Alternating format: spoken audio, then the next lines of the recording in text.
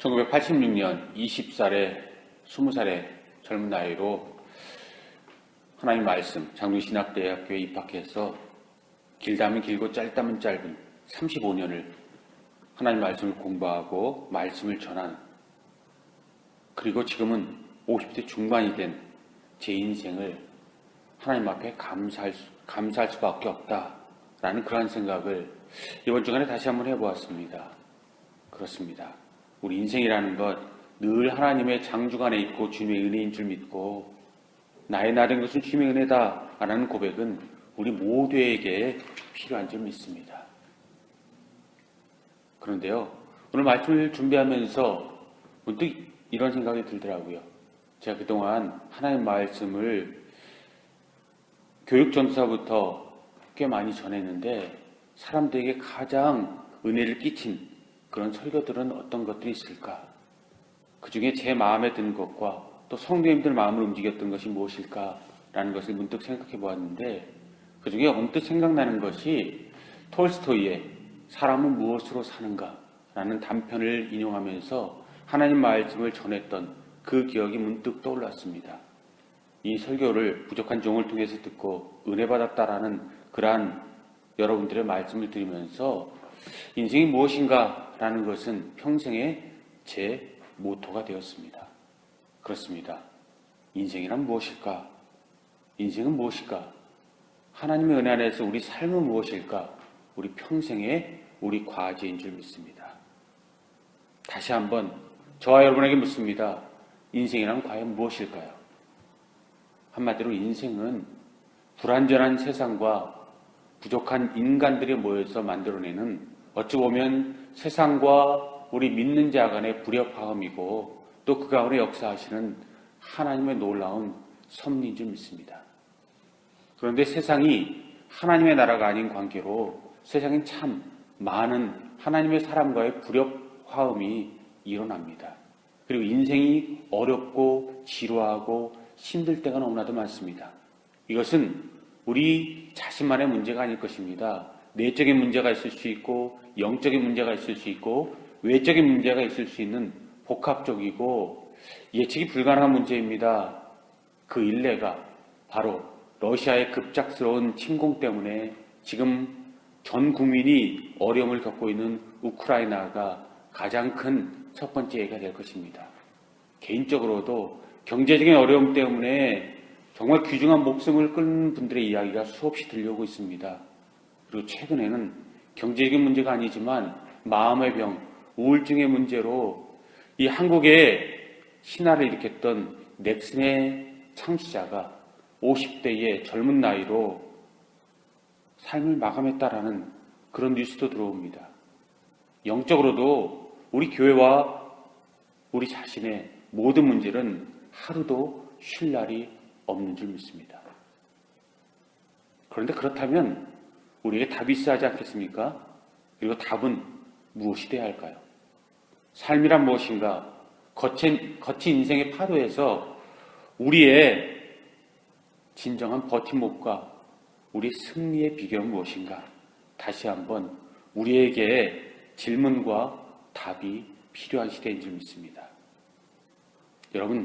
여러분들의 모든 것을 이겨낼 수 있는 인생의 슬럼프와 인생의 모든 파도를 여러분 이겨낼 수 있는 여러분의 비결이 있으십니까? 그리고 그 비결이 날마다 여러분을 잡아주셔서 여러분을 일으키십니까? 있다면 감사하십시오. 없다면 여러분 그 인생의 비결을 만들 수 있기 바랍니다. 그런데 이것에 대해서 오스왈드 챔버스는 하나님의 사람들에게 이러한 교훈을 남긴 적이 있습니다. 인생이 어렵고 지루하고 힘들 때 그 모든 인생의 답은 무엇이 되어야 할까? 그는 한마디로 하나님만을 바라보라, 하나님 앞에 자기 자신을 고정하라 라는 것을 이야기하고 있습니다. 그렇습니다. 인생을 하나님 앞에 픽스할 때 하나님만을 바라보고 하나님과 동행하고 하나님으로부터 모든 답을 구하고 그 가운데 우리 답이 이루어질 때 하나님의 역사는 분명히 우리 모두에게 일어나는 줄 믿습니다. 인생을 살아가면서 참 많은 것들이 우리에게 있죠. 그리고 많은 것들이 필요합니다. 의식주의 문제가 있고 삶의 목표와 비전과 삶의 우리가 행해야 될 것과 우리가 그냥 있어도 우리에게 요구되어지는 많은 것들이 있습니다. 그 가운데 우리가 이루어야 될 모든 것, 우리 모든 삶에서 답은요, 내 자신을 의지하는 것이 아니라 하나님을 의지하고 하나님과 함께 동행하는 것이 진정한 인생의 답이고 승리의 비결인 줄 믿습니다. 특히 하나님의 사람들이라면 이 원칙에서 좀 더 물러남이 없어야 될 줄 믿습니다. 그리고 이 답을 가지고 하나님 앞에 나아갈 때 하나님께서 우리에게 분명한 역사하심을 오늘도 우리가 보게 될 줄 믿습니다. 그러므로 여러분, 주님과 동행하십시오. 이것이 성경의 우리를 향한 권고고 하나님께서 우리를 향한 그런 메시지고 예수 그리스도가 십자가에서 우리를 대신하여서 돌아가셔서 우리에게 새 생명을 이룩하신 하나님의 진정한 뜻입니다. 사순절이 시작되었습니다. 주님의 고난과 묵상을 우리가 다시 한번 되새기는 40일간의 경건한 그러한 교회력의 시간이고 어찌 보면 우리 인생에 있어서 교회에 있어서 우리 삶과 신앙에 있어서 가장 중요한 예수 그리스도의 삶과 예수 그리스도의 십자가의 고난과 그의 부활과 우리 영생에 대한 그런 답을 얻을 수 있는, 그리고 그 가운데 우리 삶을 되돌아볼 수 있는 가장 중요한 시기인 줄 믿습니다. 이 시기에 하나님 더욱더 만나시기를, 그리고 그 모든 역사로 여러분들 모든 어려움과 괴로움과 우울함과 인생의 모든 지루함에서 우뚝 설 수 있기를 주님의 이름으로 축원합니다. 그러기 위해서 필요한 것이 무엇일까요? 하나님 이름으로 살고 싶습니다. 하나님 말씀으로 살고 싶습니다. 이기고 승리를 선포하고 싶습니다. 하나님을 마음에 품고 나아가서 백전백승하고 싶습니다. 그때 필요한 것이 진정 무엇일까요? 그리고 어떻게 하면 하나님을 모실 수 있을까요? 그것은 우리가 그렇게 살고 싶다고 해서 그렇게 되는 것이 아니겠죠. 그러면 어떻게 하면 이것이 우리 마음에 우리와 함께해서 이것이 우리의 승리의 비결이 될 수 있을까요?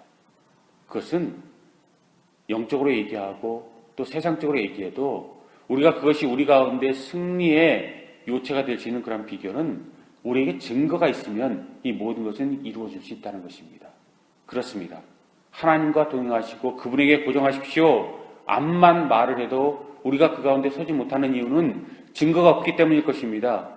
그러나 반대로 하나님께서 우리와 함께 하시는 증거들, 하나님께서 우리에게 역사하시는 증거들이 마음에 있다면 그렇게 하지 말라고 할지라도 우리는 그렇게 될 줄 믿습니다.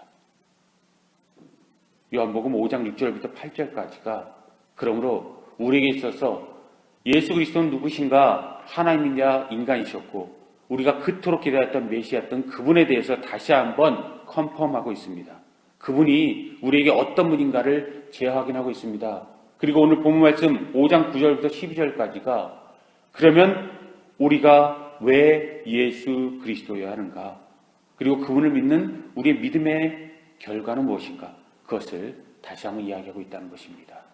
그리고 그 가운데 사도 요한은 증거라는 말을 이용하고 있습니다. 여러분, 지나가는 말이고 또 우리에게 있어서 깨우침의 말 가운데 하나가 무엇인가 하면 신약 성경에는요, 증언, 이 헬라어로 마르투리아라는 그러한 단어가 113회 등장한다고 합니다. 신약 성경 가운데 113회 증언, 증거라는 말이 나옵니다. 그런데 여러분, 신약 성경에서 증언이라는 말을 가장 많이 사용한 분이 누구인지 아십니까? 우리가 보통 신약 성경의 절반 이상을 우리에게 남겼던, 그리고 전 세계 복음화를 위해서 온몸을 던졌던 사도 바울이 증언이라는 말을 가장 많이 사용했을 것 같다라는 그런 생각을 해봅니다. 아니면 예수 그리스도의 수치자였던 베드로였지 않을까라는 그런 생각도 해봅니다. 그런데 여러분, 그렇지 않다라고 성경은 우리에게 이야기합니다. 신약성경의 113회의 증언이라는 말 중에서 64회를 사용한, 이 증언이라는 말을 사용한 분이 있습니다. 그가 누구일까요? 바로 사도 요한입니다. 요한서신에 요한복음과 요한 1, 2, 3서에 이 사도 요한은 증언이라는 말을 64회 정도 사용하고 있습니다. 즉 절반이 넘는 60% 되는 그러한 퍼센테이지로 사도 요한은 이 증언이라는 말을 신약성경에서 가장 많이 사용한 사도고 예수 그리스도를 증거라는 말로 증거하신 분이고 우리에게 복음을 선포하신 분입니다.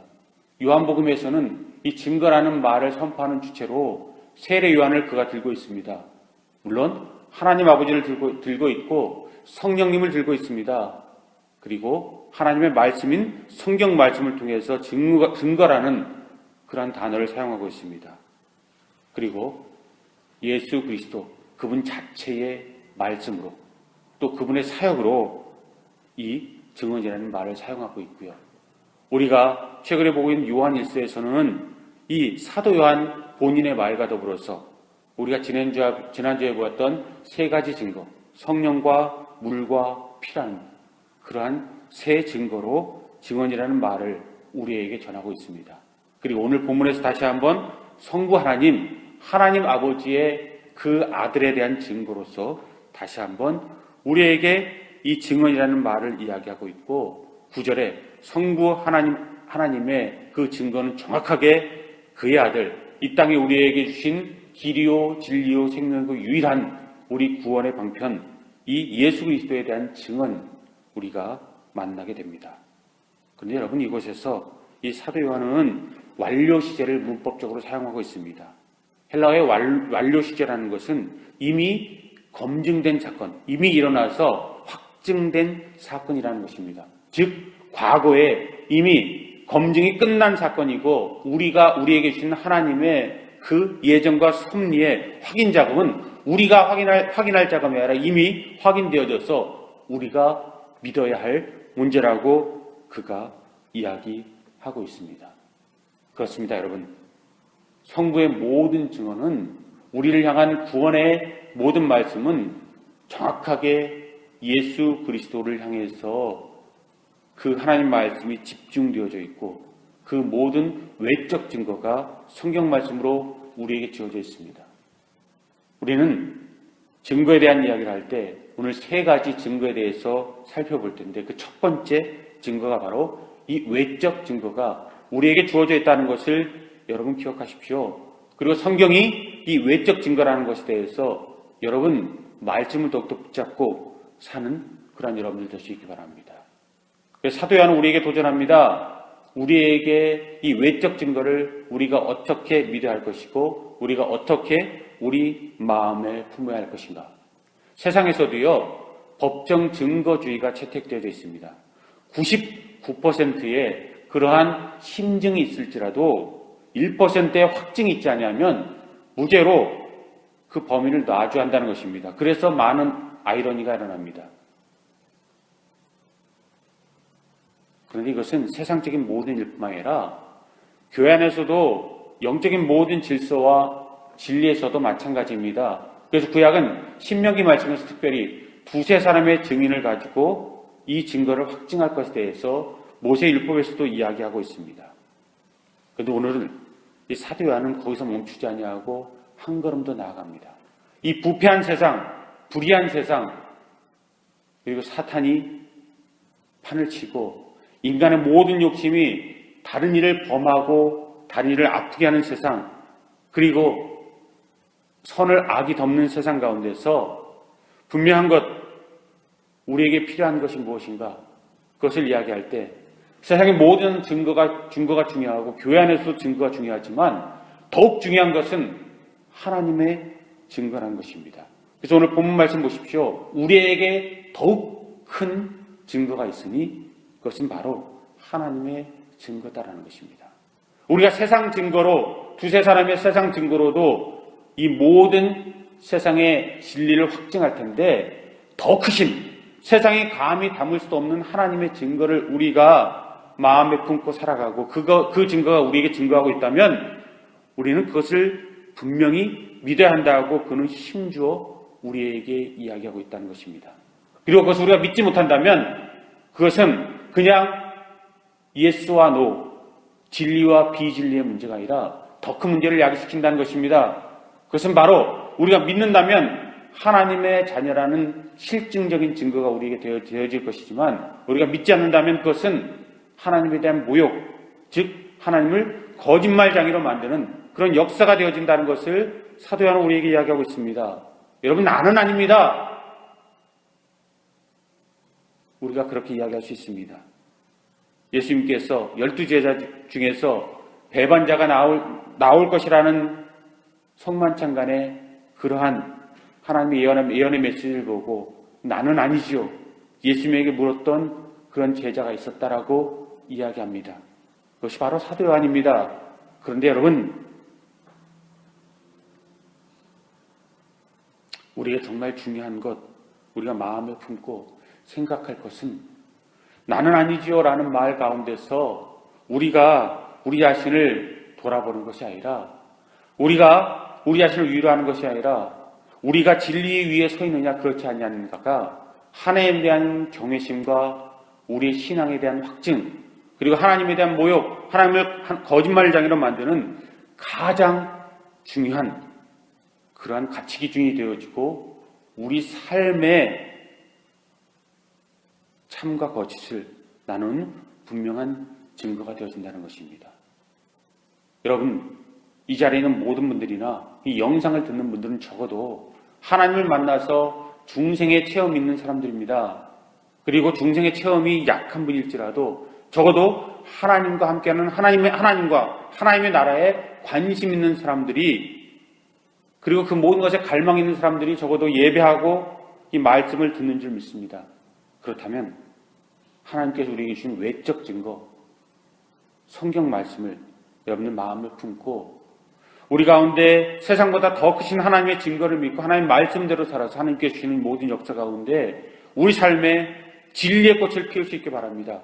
그리고 하나님께 증거하신 예수 그리스도를 마음에 품고 진리가 너희를 자유케 하리라, 요한복음의 말씀처럼 예수 그리스도와 더불어서 이 세상에 참된 진리를 느끼고 자유를 느끼고 그 가운데 삶의 성령 역사를 이루고 우리 인생은 무엇으로 사는가에 대한 진정한 답을 주님 앞에 올려드리고 우리 삶의 마지막 때에 감사합니다로 끝날 수 있는 그러한 삶이 될 수 있기 바랍니다.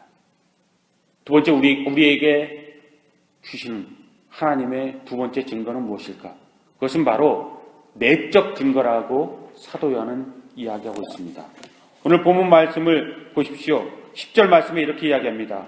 하나님의 아들을 믿는 자는 자기 안에 증거가 있고. 무엇이라고요? 하나님의 아들을 믿는 자는 자기 안에 증거가 있고. 하나님의 말씀, 이 성경 말씀, 우리에게 외적 증거, 모든 사람들이 볼 수 있는 그러한 객관적인, 그리고 우리 가운데 변할 수 없는 확증에 믿거나 믿지 아니하거나 모든 사람 눈으로 확인할 수 있는 그런 증거가 되어집니다. 근데 두 번째 증거는요, 우리 안에 있는 내적 증거입니다. 주관적 증거일 수 있습니다. 그러나 하나님께서 그의 사람들을 하나님께로 이끄는 성령의 감화 감동하심, 성령의 역사가 내적 증거이고, 이 내적 증거가 우리에게 가장 중요한 핵심이 되어진 줄 믿습니다. 17세기, 18세기에 하나님의 증거의 삶을 살았던 이 스코틀랜드의 토마스 보스턴이라는 그러한 목사님이 계십니다. 1277년부터 1732년 이 17세기와 18세기의 삶을 살았던 이 목사님은 하나님의 부르심을 받을 때가 되었습니다. 그래서 침대에 누워서 마지막 죽기 직전에 모든 교회에 섬기는 모든 성도들을 모아놓고 마지막 설교를 전하고 싶다고, 말씀을 전하고 싶다고 성도님들을 초청하는 그런 일이 있었습니다. 사람들이 일어나지 못하는 그분과 만나기 위해서 이 보스턴 목사님의 집으로 모였습니다. 그리고 목사님은 사람들의 도우심을 받고 침대채, 창가에 모셔지게 되고 창문이 열렸습니다. 그리고 이 목사님의 말씀을 전합니다. 이 목사님의 일생에 그러한 모든 설교 말씀은 세상 죄를 지고 가는 하나님의 어린 양을 보라. 요한복음 1장 29절 말씀을 평생 전하는 그러한 가업으로 살았고, 그것이 이 목사님의 증거고 증언이고 이 목사님의 유일무이한 설교고 은혜였다는 것 모든 사람들이 압니다. 이때 이 목사님이 작은 목소리로, 낮은 목소리로 말씀을 힘겹게 전하기 시작합니다. 그리고 많은 사람들이 다시 한번 이 하나님의 어린 양이라는 요한복음 1장 29절의 말씀을 받고 은혜를 받습니다. 말씀이 끝나갈 무렵 목사님이 다시 한번 요청합니다. 오늘 저녁에 다시 한번 말씀을 전하고 싶다고, 다시 한번 간절히 요청하니 한 번만 더 모여달라고 목사님이 요청하고, 저녁 때 더 많은 사람들이 목사님 집으로 모였다고 합니다. 그런데 목사님이 건강이 더욱더 악화되었습니다. 거의 말소리가 입 밖에 나오지 않습니다. 힘껏 이야기하지만 입술이 움직이는 그런 모양은 사람들이 볼 수 있지만 무슨 말을 하는지 거의 알아들을 수 없는 그런 지경이었습니다. 근데 목사님은 똑같은 말씀을, 요한복음 1장 29절의 말씀을 그때 전했노라고 사람들이 증거하고 있고, 전혀 들리지 않는 목소리였지만 은혜 받고 눈물 흘리고 성령의 감화 감동을 받고 많은 사람들이 감사하고 자기의 집으로 돌아갔다라고 이야기합니다. 모든 사람이 돌아가고 이제 그의 딸이 그에게 가서 묻습니다. 아버지, 점심때와 저녁때 마지막 설교 말씀을 같은 본문으로 했는데 그 이유가 무엇입니까? 아들이 아버지에게 사적으로 묻습니다. 그래서 아버지가 웃으시면서 딸에게 이야기합니다. 그것이 가장 중요한 진리고 나의 신앙이고 우리에게 필요한 유일무이한 것이기 때문이야 라고 아버지가 그 딸에게 다시 한번 증언하시고 그 딸을 위로하고 그 손을 잡고 빙그레 웃으셨다는 것입니다. 그렇습니다. 성령은 우리 가운데 내적 증거가 되어져서 우리를 끌고 정확하게 우리를 다른 곳으로 빠지지 아니하고 엔크리스토, 하나님의 아들인 예수 그리스도로 우리를 이끌어갑니다. 성령 받으십시오. 성령 충만하십시오. 그리고 그 은혜 가운데 능력으로 살아가십시오. 라는 것이 예수 그리스도로 우리를 이끌어갈 때 우리는 참된 은혜자인 것을 하나님 앞에 감사하십시오. 그러나 그것이 엉뚱한 것을 우리를 이끌어갈 때 세상적인 욕심이나 세상적인 그런 번영이나 세상적인 모든 것에서 하나님 외에 다른 것으로 우리를 끌어나가고 하나님 외에 다른 것을 우리의 삶의 무게의 중심으로 두고 우리 마음을 예수 그리스도 외에 다른 것을 가장 중요한 것을 채울 때 여러분 우리의 내적 증거는 하나님의 증거가 아니라 우리 욕심이라는 것을 돌아보고 그 가운데 우리 자신을 빼앗기지 아니하는 그런 하나님의 사람들 될 수 있기 바랍니다. 최근에 우리가 또 세상을 떠난 몇몇 분들의 안타까운 죽음 가운데 이어령 교수의 그런 죽음을 우리가 다시 한번 돌아보게 됩니다. 무신자에서 크리스찬이 되었지만 그분의 모든 삶은 완벽한 그러한 삶은 아니었습니다. 제가 존경하는 분이었고 또 그분의 이 강의를 들어보면 정말 한국이 낳은 천재적인 사람이고 그의 번뜩이는 재능을 발견할 수 있고 남다른 사람이었다는 것을 알고 그분의 책, 특별히 신앙적인 책, 그리고 그분의 마지막 책이라고도 볼 수 있는 지성에서 영성으로라는 그런 책이 아직도 제 서재 책꽂이에 꽂혀져 있습니다.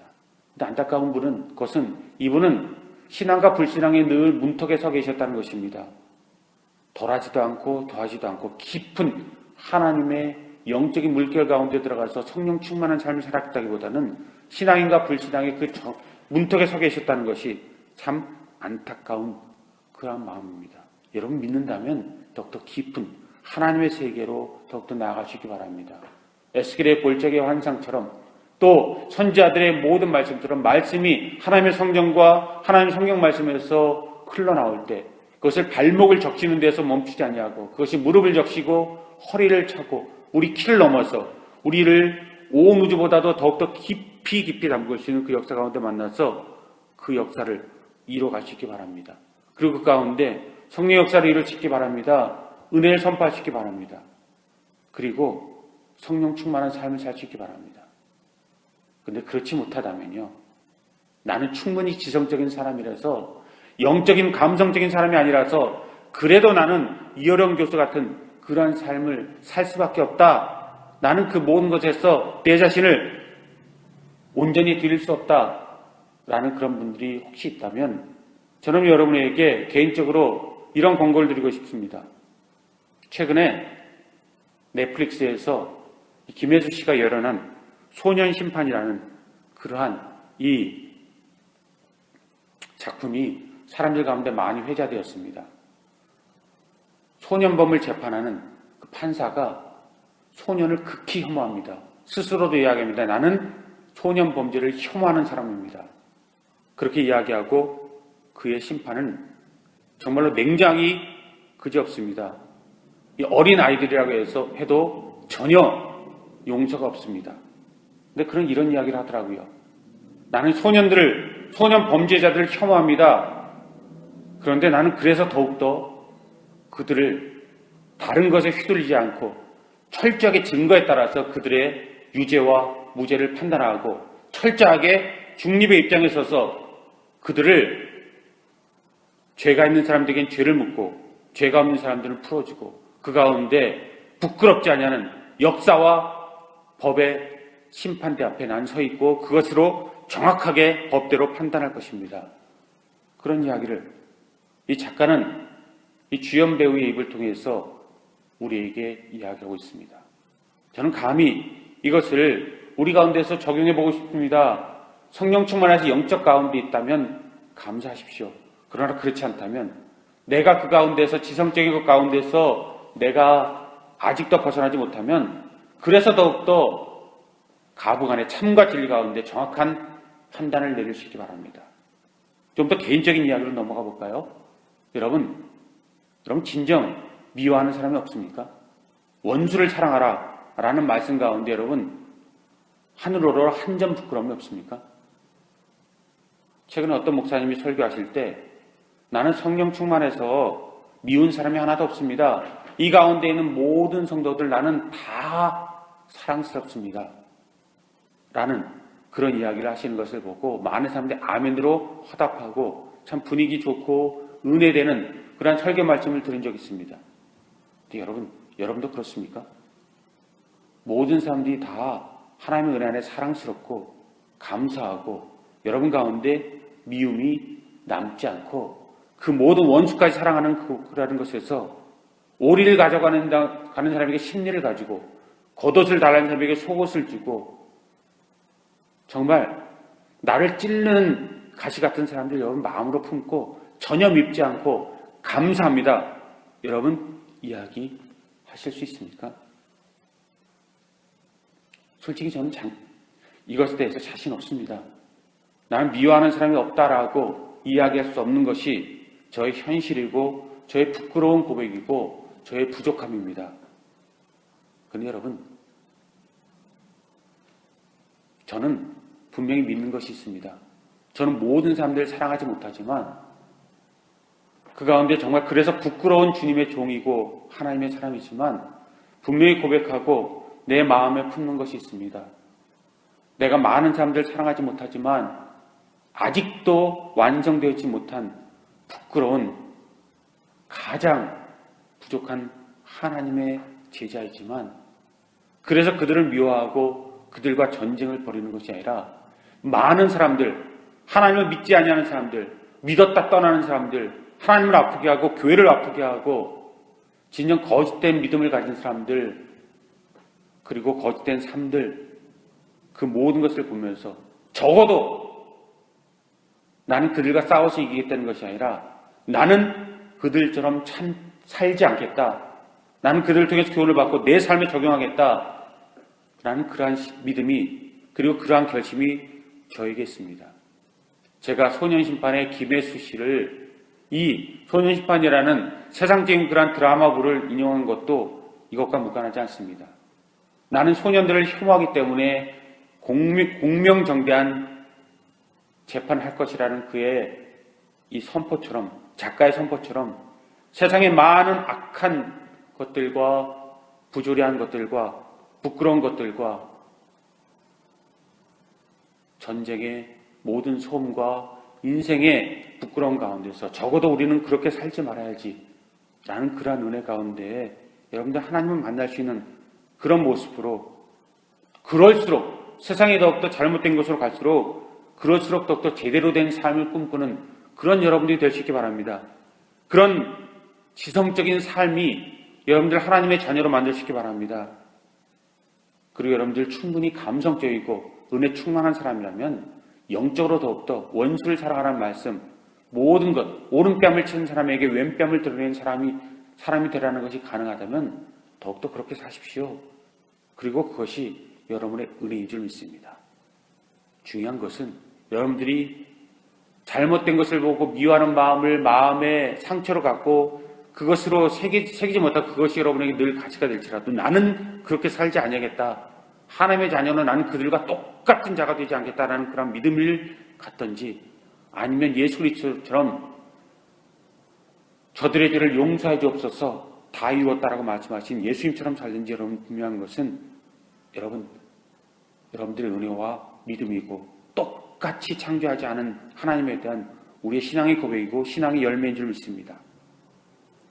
11절 말씀으로 여러분들 넘어가 보면 믿음의 결과물들을 우리가 하나님을 제대로 믿을 때 지성적인 믿음이건 영성적인 믿음이건 제대로 믿는 자에게 주시는 하나님의 믿음의 결과에 대해서 이야기하고 있습니다. 무엇을 이야기합니까? 또 증거는 이것이니 외적인 증거와 내적인 증거 두 가지 증거와 더불어서 세 번째 증거를 사도 요한이 이야기하면서 또 증거는 이것이니 하나님 우리에게 영생을 주신 것과 그 생명이 그의 아들에 있는 그것이니라. 우리가 하나님의 앞에 서서 하나님의 사람이 될 수 있고 우리 신앙을 고백해야 될 첫 번째 증거는 외적 증거, 성경 말씀이고 두 번째 증거는 성령의 내주, 내 안에 있는 성령의 감화 감동이 하면서 세 번째 증거를 이야기할 때 우리에게 믿음의 선물로 주신 영생을, 영원한 생명을 사도 요한은 이야기하고 있습니다. 그리고 그는 영생이 있는 것과 나는 말에서 있다라는 말을 이 원어 성경, 헬라어 성경에서는 현재 시제를 사용하고 있다는 것, 여러분 그것은 꼭 기억하시기 바랍니다. 왜 영생이 있고 라는 말을 이야기하고 있을까요? 영생이 있다, 영생을 주셨다라는 것이 현재 시제를 사용하고 있다는 것은요, 하나님께서 아들 예수 그리스도를 증언하셨다는 것은 완료 시제로 과거의 일로 이야기하고 이미 끝난 2000년 전의 이야기로 이야기했지만 이것은 시제를 바꿔서 현재 시제로 이야기한 것은 지금 우리에게 분명히 이루어지고 있는 현재적인 일이 되어야 한다는 것입니다. 여러분, 나는 20년 전에, 나는 10년 전에, 나는 5년 전에 예수 그리스도를 만났어. 나는 완전히 죽고 예수 그리스도만 내 안에 살았어. 그래서 나는 하나님의 사람이야. 어떤 것이 와도 나를 하나님에게서 빼앗아갈 수 없어 라는 그런 이야기를 할 때 감사하십시오. 그러나 여러분에게 하나님이 뿌린 씨를 사탄이 걷어가지 아니하도록 여러분들을 지키시기 위해서는 나는 하나님께 은혜 받아서 하나님의 사람이 되었어 라는 이야기 아니라 지금도 되고 있어.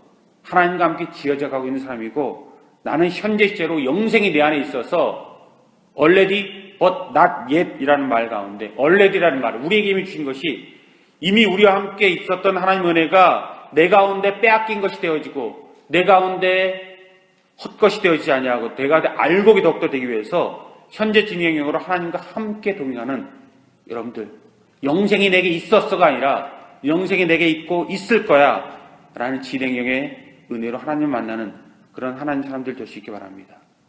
그리고 마지막, 아들이 있는 자에게는 생명이 있고 하나님의 아들이 없는 자에게는 생명이 없느니라. 12절 말씀, 생명을 주셨다는 것, 영생과 같은 의미의 이 생명을 이야기할 때 여기서 다시 한번 시제가 바뀌어서 부정과거가 사용되고 있다는 것은 이미 일어난 사건으로 예수 그리스도로 다시 한번 우리를 돌이키고 기억하라, 기억해, 정훈아 기억해, 하나님의 사람들인 너희들은 기억해, 나는 기억할 거야 라는 사도 요한의 신앙 고백이라는 것입니다. 그렇습니다. 우리의 모든 것은 늘 예수 그리스도로 시작해서 하나님과 함께 동행하고 늘 결정적인 순간은 예수 그리스도의 은혜, 십자가 갈보리의 은혜로 돌아가서 언제든지 우리 자신을 재정립하시는 그런 은혜가 우리에게 있을 때 영생의 역사가 우리에게 세 번째 증거가 되어지고, 또한 세 번째 증거인 것과 더불어서 우리에게 하나님의 무한하신 선물이 될 수 있다는 것입니다. 그렇습니다. 영생은 하나님의 선물입니다. 우리를 마음껏 축복하시는 양적인 시간의 선물이고, 영원히 죽지 아니하는 이 철학자들이 그렇게 꿈꿨던 영원 불멸의 사건을 뛰어넘는 하나님의 가장 큰 우리에게 주시는 최고의 선물인 양적인 시간을 우리에게 무한대로 늘려주신 하나님의 역사인 줄 믿습니다. 근데 여러분, 마틴 로이드 존스 목사님은 영생은 양적 시간의 축복에서 끝나서는 안 된다라고 이야기하고 있습니다. 이것은 우리가 잘 아는 대로 질적 시간의 축복이 되어야 한다는 것이죠. 그것은 우리가 죽은 후에 주님께서 마지막 시간 가운데서 우리와 함께 하시는 그 사건만 이야기하는 것이 아니라 지금 이 자리 here and now, 여기서 우리와 함께 하시는, 그래서 우리가 아무리 세상의 땅을 밟고 살지라도 세상에 속한 자가 아니라 세상에 있는 자로 이곳에서 은혜를 누리고 철저하게 다른 삶을 살다가 주님의 길로 가는 우리가 되어진다는 그 사건을 이야기하고, 우리는 철저하게 가장 중요한 것을 가지고 사는 진정한 산상충원에서 말하는 팔복의 사건을 우리가 품는 복된 자라는, 그리고 하나님의 은혜라는 그러한 사건을 우리에게 이야기하고 있다는 것입니다. 그렇습니다. 하나님과 만난 우리의 모든 삶은 우리 하루하루를 우리에게 질적으로 더욱더 다르게 만들어야 할 것이고, 마지막 때에 하나님과 함께 우리가 더불어서 승리의 깃발을 나부끼고 은혜를 나부끼고 성령의 역사를 이루고, 우리가 외적인 증거와 내적인 증거, 성령의 우리 가운데 내주하심과 하나님 말씀이 우리 가운데 늘 오른팔과 왼팔에 구름기둥과 불기둥의 역사가 되어서 하나님의 선물로 우리의 생명이 끊어지지 않는 불꽃이 되어지는 것처럼, 은혜가 되어지는 것처럼, 예수 그리스도와 은혜 가운데서 우리의 삶이 메시아된 그분과 다른 길이 없다는 그런 모든 것에서 분명한 은혜로 사도 요한이 가장 긴 인생을 살면서 끝까지 포기하지 않았고 우리에게 주었던 이 100세의 노인이 우리에게 주었던 하나님의 말씀이 우리를 살리는 가장 중요한 진리의 기둥이 우리 삶의 은혜의 믿음의 마지막 결실이 될 수 있기를 바랍니다. 결론을 말씀드리겠습니다. 더욱 크신 하나님의 증거, 세상 증거와는 상대가 되어지지 아니하는 질적으로 다른 그분의 증거를 가지고 우리가 살아갈 때, 우리는 그때야 비로소 세상의 모든 것들과 세상의 모든 욕심과 죽음과 심판의 문제, 사단의 모든 이 세상에 횡행하는 것에서 우리의 승리의 문제가 우리에게 해결되어지고, 그들과 맞설 수 있는 용기가, 여호수아의 용기가, 모세의 용기와 베드로의 용기가, 사도 바울의 용기가, 사도 요한의 용기가 우리에게 있어서 진정한 은혜를 이룰 것이라는 것입니다.